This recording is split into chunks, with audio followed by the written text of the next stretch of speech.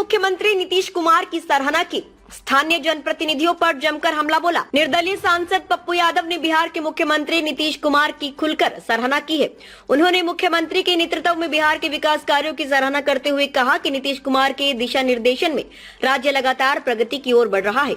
साथ ही उन्होंने स्थानीय जनप्रतिनिधियों पर भी तीखा हमला बोला और कहा कि जिन्हें पूर्णिया के विकास की चिंता है वे अपना काम मुझ पर छोड़ दे। अर्जुन आवास में आयोजित एक प्रेस वार्ता में पप्पू यादव ने कहा, मुख्यमंत्री नीतीश कुमार के नेतृत्व में बिहार लगातार आगे बढ़ रहा है। मैं उन्हें दिल से धन्यवाद देना चाहता हूं कि वे विकास कार्यों को लेकर संवेदनशील है। उन्होंने लोकसभा चुनाव के बाद ही पूर्णिया एयरपोर्ट और इंटरनेशनल बस टर्मिनल सेवा को प्राथमिकता दी थी और अब वे दोनों कार्य पूरे होने के कगार पर हैं। सांसद ने बगैर नाम लिए स्थानीय जनप्रतिनिधियों पर आरोप लगाया कि वे अब चुनाव के करीब आते ही विकास कार्यों के बारे में बात करने लगे हैं। उन्होंने कहा, जो लोग कभी घर से बाहर निकलकर लोगों के मुद्दों को जानने की कोशिश नहीं करते थे, अब चुनाव के दौरान वे फोटो खिंचवाने के लिए बाहर निकल आए हैं। ऐसे लोग विकास की जिम्मेदारी मुझ पर छोड़ दें। पप्पू यादव ने ये भी कहा कि अपराधी माफिया को समाप्त करने की जिम्मेदारी सरकार की है।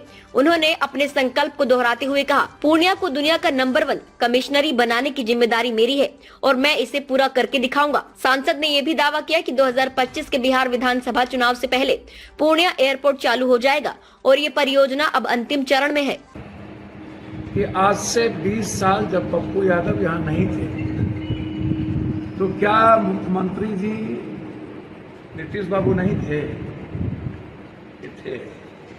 सरकार का दायित्व बनता है कामों में सहयोग करना, जो नीतीश जी को मैं धन्यवाद दे चुका हूं कि नीतीश जी को हृदय की गहराइयों से धन्यवाद देता हूं। वह विकास के प्रति संवेदनशील है। सदन के बाहर चिट्ठी लिखना हमने शुरू कर दिया। हम जीतते ही सबसे पहले बस स्टैंड गए थे और बस स्टैंड जा करके पप्पू यादव ने कहा था कि मुझे हाईटेक बस स्टैंड में बनाऊंगा। इसके 20 साल पहले ये लोग कहां थे? कोई मुख्यमंत्री और मंत्री कोई नया तो नहीं बने एक साल पहले। तो हम जानना चाहेंगे कि 20 साल पहले कहां थे। और आप लोगों से भी हाथ जोड़ते हैं, जो आदमी कभी अपने घर से निकल करके एक बार बस स्टैंड देखा नहीं कि बारिश में पूर्णिया की जनता कैसे रहती है, नाला की क्या स्थिति है, और जब चुनाव आता है तो कुकुर मुत्ते की तरह बाहर निकाल के फोटो छपवाने की जो ये होड़ लगता है कि जल्दी से एमएलए एमपी बने। अरे भैया, एमएलए एमपी बनने के लिए जनता के चीजों को न उठाइएगा।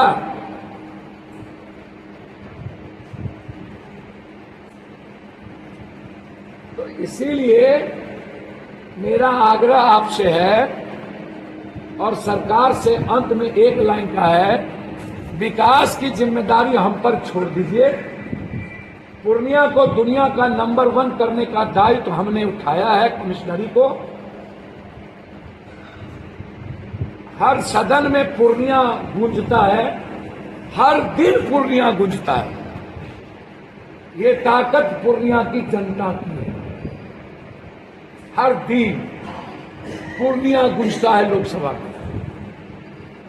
मिस्टर राजेश रंजन पूर्णिया, हर दिन पूर्णिया, हर दिन पूर्णिया। यदि आपको इतनी ताकत है तो मेरा एक विनम्र आग्रह, विकास का दायित्व हम पर छोड़ दीजिए, अपराधी माफिया को मिटाने का दायित्व ले लीजिए। पूरी वीडियो देखने के लिए आपका धन्यवाद।